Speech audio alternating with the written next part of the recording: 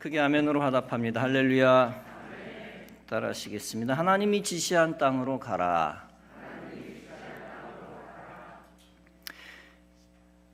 창세기 가장 위대한 족장이 있었습니다.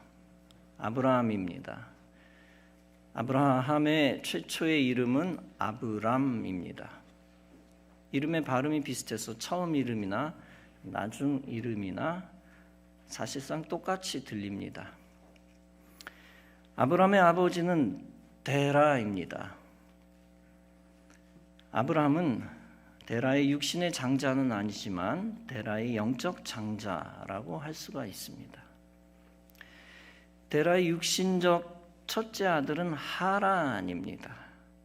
데라의 둘째 아들은 나홀입니다. 아브라함의 동생입니다. 나홀은. 그런데 데라의 아버지의 이름은 무엇일까요? 놀랍게도 데라의 둘째 아들과 같은 이름인 나홀입니다. 따라서 데라의 아버지의 이름도 나홀, 데라의 아들 이름도 나홀입니다. 그렇게 따지니까 나홀의 손자 이름도 나홀입니다. 거꾸로 얘기해서 손자 나홀의 할아버지 이름도 나홀입니다. 제가 아이들에게 퀴즈를 냈습니다. 데라의 아버지 이름과 데라의 둘째 아들 이름을 찾아내라. 그러면서 창세기 11장을 힌트로 주었습니다.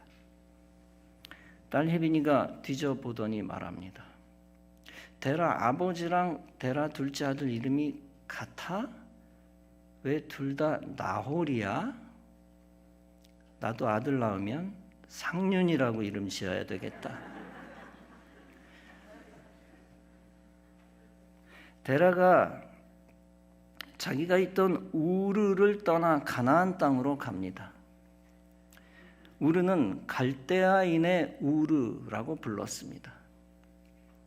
비옥한 초생딸 지역 동쪽 아래입니다. 유프라테스 강 하류입니다. 아들 아브람과 손자 롯과 며느리 사레를 데리고 갑니다. 그들이 가다가 하란에 이릅니다. 유프라테스 강 상류입니다. 데라는 205세 하란에서 죽습니다. 그 후 본문에서 여호와께서 아브라함에게 말씀하십니다. 너는 너의 고향과 친척과 아버지의 집을 떠나 내가 네게 보여줄 땅으로 가라. 내가 너로 큰 민족을 이루고 네게 복을 주어 네 이름을 창대하게 하리니 너는 복이 될지라. 하나님이 아브라함에게 고향을 떠나라고 명령하십니다. 고향은 구성경에서 본토라고 되어 있습니다. 아버지를 아비라고 표현하고 있죠. 고향 본토는 우르와 하란을 포함하는 메소포타미아 전 지역입니다. 누가 네 뒤에 남든지 신경 쓰지 말고 떠나라는 것입니다. 왜 하나님은 아브라함에게 고향을 떠나라고 했을까요? 아브라함에게 복을 주시기 위함이었습니다. 아브라함을 통해 큰 민족을 이루기 위함이었습니다. 하나님의 뜻과 의로움과 거룩함을 이루기 위함이었습니다. 사실 아브라함의 아버지 데라가 이미 가나안으로 향하고 있었습니다. 가고 있었습니다. 데라가 이미 아브라함을 데리고 이사 가고 있었습니다. 그런데 하나님이 데라가 죽은 후 아브라함에게 또다시 분명히 명령합니다. 그 이유가 무엇입니까? 하나님이 아브라함과 직접적으로 언약하시기 위함입니다. 아브라함이 속한 데라 일행, 아브라함의 일행이 하란에 머물고 있었습니다. 그들이 자칫 하란에서 머물러 버리고 끝나지 않게 하기 위함입니다. 데라를 통하여 시작된 하나님의 뜻을 이어가기 위함입니다. 즉 가나안으로 이주해야 하는 사명을 더 분명하게 하시기 위함입니다. 그렇게 하시는 근본적인 이유가 있습니다. 그것은 아브라함을 축복의 조상으로 삼으시기 위함입니다. 아브라함의 후손 이스라엘을 영적으로 위대한 민족 삼으시기 위함입니다. 내 이름을 창대케 하리라고 했습니다. 아브라함을 유명하게 하여 길이 회자되게 하시겠다는 것입니다. 실제 역사 속에서 아브라함의 이름은 위대하게 되었습니다. 아브라함은 훗날 다양한 별명을 갖게 됩니다. 열국의 아버지, 선지자, 하나님의 방백, 여호와의 종, 하나님의 벗이라고 하는 별명입니다. 선민 이스라엘의 시조가 됩니다. 그뿐 아니라 모든 성도들에게 영원한 믿음의 조상이 됩니다. 아브라함의 혈통을 따라 예수 그리스도가 탄생합니다. 우리 성도들은 결론적으로 아브라함으로 말미암아 복을 받은 것입니다. 따라서 땅의 모든 족속들이 너로 말미암아 복을 얻을 것이라고 한 것입니다. 모든 그리스도인이 아브라함을 통하여 주 안에서 복을 받습니다. 이 복은 단순히 물질적 복이 아닙니다. 이 복은 죄사함 받아 구원받은 영적 복을 포함합니다. 복 있는 믿음의 조상을 통해 복 있는 믿음의 후손이 나온 것입니다. 이런 성경의 구원 역사를 위해 하나님은 아브라함을 세우셨습니다. 아브라함이 고향을 떠나게 하셨습니다. 아브라함이 고향을 떠났다고 하는 것은 영적 의미가 있습니다. 그것은 세상의 기득권을 포기했다는 것입니다. 인간적인 편안함과 육신의 안락함도 포기했다는 것입니다. 세속적 가치를 포기하고 영적 가치를 붙잡았다는 것입니다. 그 영적 가치, 사명을 위해 하나님께 절대적으로 순종했다는 것입니다. 너는 너의 땅을 떠나라 라는 명령에 순종하는 것은 쉽지 않습니다. 당시 이주한다는 것은 오늘날 이사하는 것과 다릅니다. 오늘날 이사하는 것은 현재 있는 집을 팔고 다른 집을 사는 것입니다. 몰락한 가정은 있는 것 팔아 축소된 곳으로 갑니다. 번창한 가정은 있는 것 팔아 더 나은 곳으로 갑니다. 서울의 작은 집을 팔아 시골의 큰 집으로 가기도 합니다. 어떤 형태든 갖고 있는 것을 처분하여 새로운 곳으로 가는 것입니다. 그러나 아브라함 시대는 갖고 있는 모든 것을 포기하는 것입니다. 갖고 있던 땅, 건물을 다 놓고 가는 것입니다. 5년 후, 10년 후 다시 돌아와 그건 내 거야 라고 주장하는 게 없습니다. 한번 떠나면 영원히 100년, 200년 돌아오지 못하고 버리는 겁니다.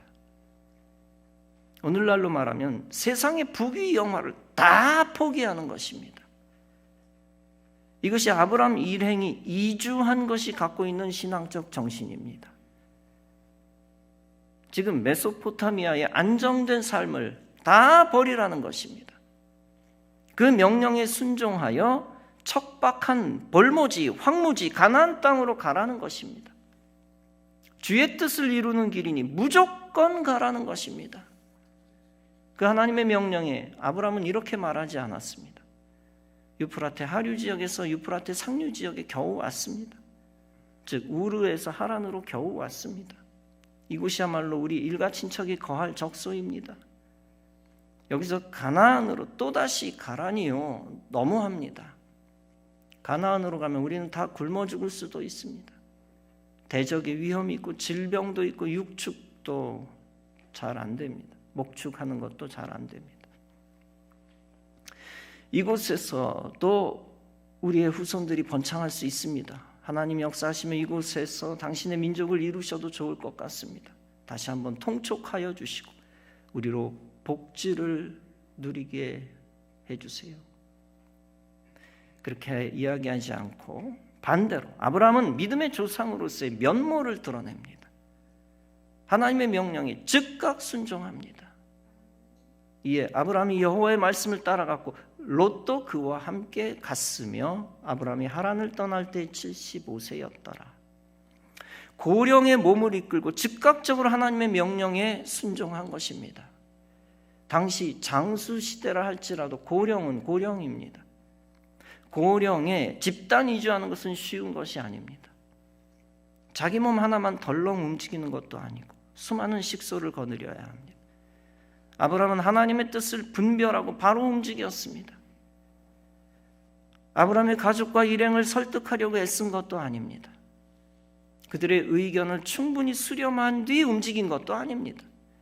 하나님의 뜻이니 무조건 움직인 것입니다.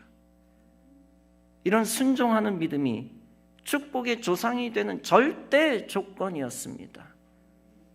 아브라함의 후손인 우리들도 마땅히 아브라함의 신앙을 가져야 합니다. 그때 우리도 축복의 후손이 됩니다. 세상 명예와 물질과 기득권을 포기할 줄 알아야 합니다. 사명을 위해 가족의 이익을 포기할 줄 알아야 합니다. 예배를 사수하기 위해 직업과 물질을 포기하는 것입니다. 하나님의 영광과 교회의 부흥을 위해 내 시간을 포기하는 것입니다. 신앙 지키기 위해 세상 친구를 포기하는 것입니다. 세상과 관계된 사사로운 정, 인간 관계도 포기하는 것입니다. 사사로운 정 때문에 미션을 제대로 감당하지 못하는 경우는 허다합니다. 어떤 감리교 지방에서 성지순례를 10년 만에 갔습니다.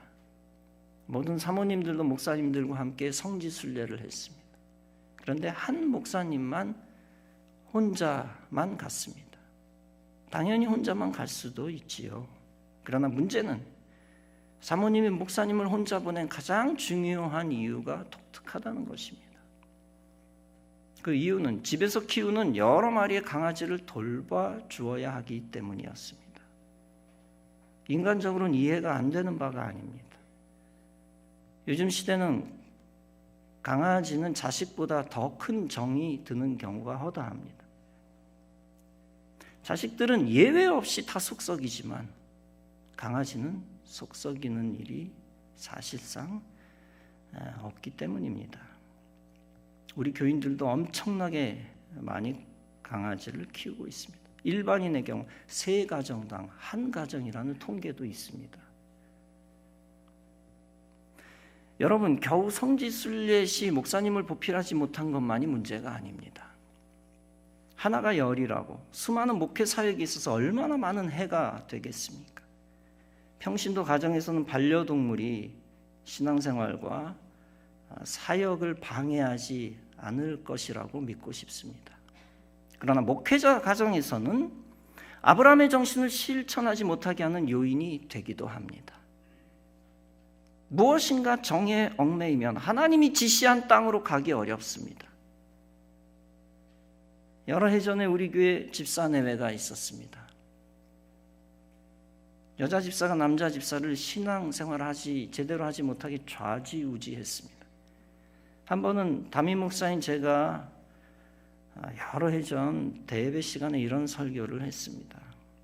사명을 감당하다가 가족이 걸림돌이 되어서는 안 됩니다. 다 성경적으로 비유도 들고 설교 시에 신앙적으로 타당하게 이야기를 했습니다. 그냥 무식하게 얘기하지는 않았습니다.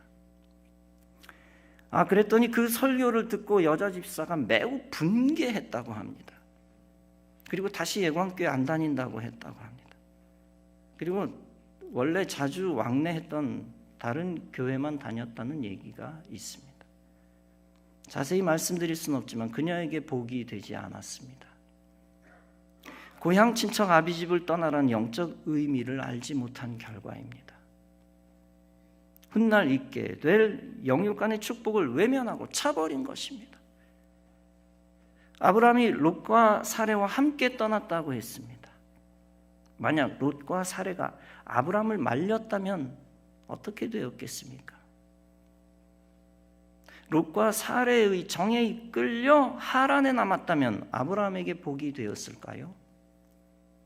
아브라함은 둘째치고 사레와 롯 자신에게 복이 되었을까요? 하나님의 뜻을 무너뜨린 대가로 절대 복이 되지 못했을 것입니다. 아브라함과 관계된 하나님의 명령은 단순한 이주 문제, 이민 문제가 아닙니다. 본토 아비집을 떠나 이민 가라는 얘기가 아닙니다. 너는 무조건 선교사로 나가라는 뜻도 절대 아닙니다. 하나님의 뜻이 아프리카로 가는 것이면 가야 되겠지요. 한편 내가 딴 데 살고 싶어도 하나님의 뜻이 이곳이면 이곳에 붙어 있어야 하겠지요. 내 기분과 사상과 경제적 상황에 따라 함부로 사명을 가졌다 놓았다 해서는 안 됩니다. 예관교회를 향한 사명이 하나님의 뜻이면 생명을 걸고 남아야 합니다. 어떤 집사에게 여러 해 전 제가 부탁을 했습니다. 너는 사명이 있으니 너의 직장을 떠나라. 그러나 그는 사장과의 의리를 저버리지 못해 정리하지 못했습니다. 그러나 그 직장 붙들고 있는 것이 복이 되지 못했습니다. 몇 개월 후 회사가 수십억 대의 손해가 나고 망했습니다. 전 사원이 밀린 돈을 받지 못하고 사장을 고소했습니다. 그 집사도 큰 돈을 손해보고 끝났습니다. 그때 신앙적으로 깨닫고 그 집사는 교회를 위한 충성된 일꾼으로 바뀌었습니다. 그의 부모가 서울의 작은 집을 팔고 충청도의 넓은 집으로 와서 살라고 권고했습니다.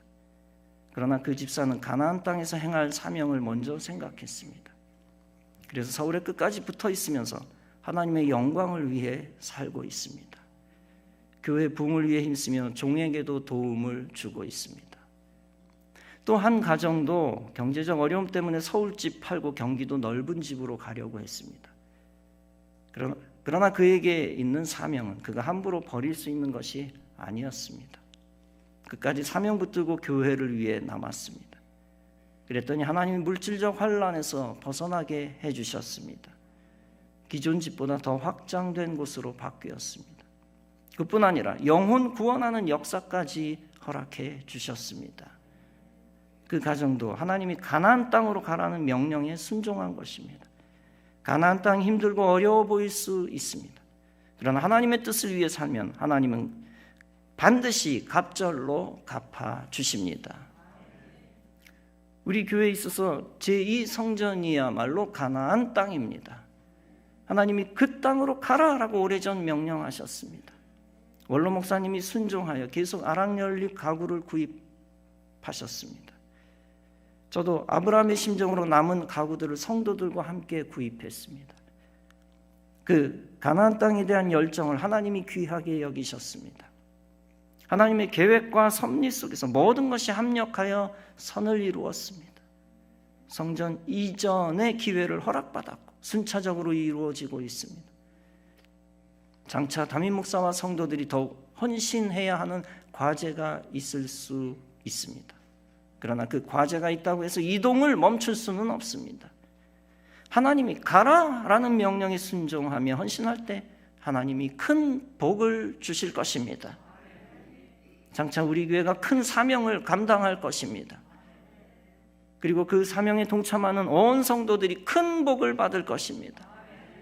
사랑하는 성도 여러분, 세상에 보이는 것에 얽매여 사명을 저버리지 마시기 바랍니다. 세상의 물질, 명예, 직장에서의 성공을 위해 교회를 차버리지 마시기 바랍니다. 세상 사람들 혹은 가족과의 인간적인 끈 때문에 언약을 저버리지 마십시오. 세상의 모든 화려한 것들은 하나님 나라에 비해 다 허영입니다. 어떤 분이 미국에 거주하며 골동품들을 수집하고 다녔습니다. 거라지 세일 하는 곳을 많이 돌아다녔습니다. 거라지 세일이란 가정에서 쓰는 물건을 거라지, 즉 차고 앞에 내어놓고 파는 겁니다. 가정에서 쓰는 물건을 지나가는 사람들에게 헐값에 파는 세일 시스템입니다. 거기에 가면 가끔 값이 나가는 고물들이 있습니다. 그런데 그분은 그런 것들을 찾아 수집하곤 했습니다. 한 번은 어떤 노인이 혼자 살다 세상을 떠났다고 합니다. 그 노인의 집 안에 있는 물건이 몽땅 마당에 나왔습니다. 거라지 세일을 통해 몽땅 판매하고 있었습니다. 마침 아주 예쁘게 생긴 박스 하나가 있어 열어보았습니다. 그랬더니 거기엔 노인이 귀하게 여기는 것들이 잔뜩 들어 있었습니다. 훈장이며 상장이며 트로피, 고인이 살아있을 동안 사람들에게 알려진 공적을 기념하는 것들이 많이 있었습니다. 그래서 수집하는 이가 한번 물어보았습니다. 이 한 상자가 얼마입니까? 그러자 파는 사람이 대답을 합니다. 단 10불에 다 가져가십시오. 10불이면 10,000원 한 장, 10,000원 한 장 꼴입니다. 여러분, 한 사람이 평생 동안 얻은 명성, 공적, 그 모든 것을 기리는 것들이 겨우 10불에 지나지 않은 것입니다. 사랑하는 성도 여러분, 우리가 이 세상에서 대단하게 여기던 것이 다 일장춘몽입니다. 특히 하나님 나라를 세워야 하는 사명이 있는 우리에게는 아무것도 아닙니다. 세상에서의 성공, 부귀영화, 인기, 세상적 체면 다 허상입니다. 진정 우리에게 더 중요한 것은 하나님의 영광이요 천국 기쁨입니다. 하나님은 절대 아브라함을 가나안 볼모지에 처박아 놓으신 것이 아닙니다. 그곳에서 아브라함을 위대하게 만드시려 했습니다. 거룩한 하나님의 뜻에 순종하는 아브라함에게 복을 약속하셨습니다. 너를 축복하는 자에게는 내가 복을 내리고 너를 저주하는 자에게는 내가 저주하리니 땅의 모든 족속이 너로 말미암아 복을 얻을 것이라 하신지라. 하나님은 아브라함을 역사의 주인공으로 삼으셨습니다. 하나님의 사람으로 삼으셨고 하나님은 아브라함 편이 되셨습니다. 일단 하나님이 삼으신 주인공은 바뀌지 않습니다. 교체되지 않습니다. 하나님이 편들어 주시는 대상은 바뀌지 않습니다. 인간이 보기에 아무리 다른 사람이 더 뛰어난 것 같아도 소용없습니다. 저 사람이 더 훌륭한데, 저 사람이 더 인간적인데, 저 사람이 더 명성이 있는데 아무 의미가 없습니다. 아무리 사람 보기에 다른 사람의 인격이 더 훌륭한 것 같아도 소용없습니다. 하나님이 주인공으로 삼고 하나님이 편들어 주시는 자가 최고의 복을 받습니다. 결국 인류 역사, 신앙 역사는 아브라함 중심의 역사가 되었습니다. 다른 모든 인간의 생사, 화복은 아브라함 중심으로 재편되었습니다. 하나님 나라 역사의 주인공 아브라함과 가까이 한 사람은 함께 복을 받았습니다. 아브라함을 대적하고 그와 싸운 사람은 망하고 멸망했습니다. 이런 아브라함의 축복은 불공정한 축복이 아닙니다. 왜 하나님 아브라함에게만 잘해 주십니까? 결코 불공정하지 않습니다. 신실한 하나님의 약속 안에서 이루어진 가장 공정한 축복입니다. 이러한 아브라함의 축복을 함께 유산으로 누리시기를 주님의 이름으로 축원합니다. 아브라함처럼 개인의 영달, 가족의 안위보다 하나님 나라를 생각하시기 바랍니다. 복받기 위해 하나님을 이용하는 신자가 아니라 하나님을 위해 목숨 던질 줄 아는 신자가 되시기 바랍니다. 하나님이 가라 하면 가고 멈추라 하면 멈출 줄 아는 신자가 되시기 바랍니다. 이에 타산에 얽매여 뒤늦게 순종하지 마시기 바랍니다. 아브라함과 같이 신앙의 의리에 충천하여 즉각적으로 순종하시기 바랍니다. 그러면 하나님의 아브라함과 같이 결단하는 여러분 편에 서실 것입니다. 아브라함처럼 여러분을 세워주시고 귀하게 사용해 주실 것입니다. 사랑하는 성도 여러분, 이 시대에 작은 아브라함이 다 되어보시기 바랍니다. 하나님이 가장 사랑하신 아브라함의 후예가 되시기 바랍니다. 이 시대에 우리 교회에 필요한 사명자가 되어 아브라함이 받은 복을 함께 받아 누리는 성도 여러분 다 되어지시기를 주님의 이름으로 축원합니다. 기도하시겠습니다.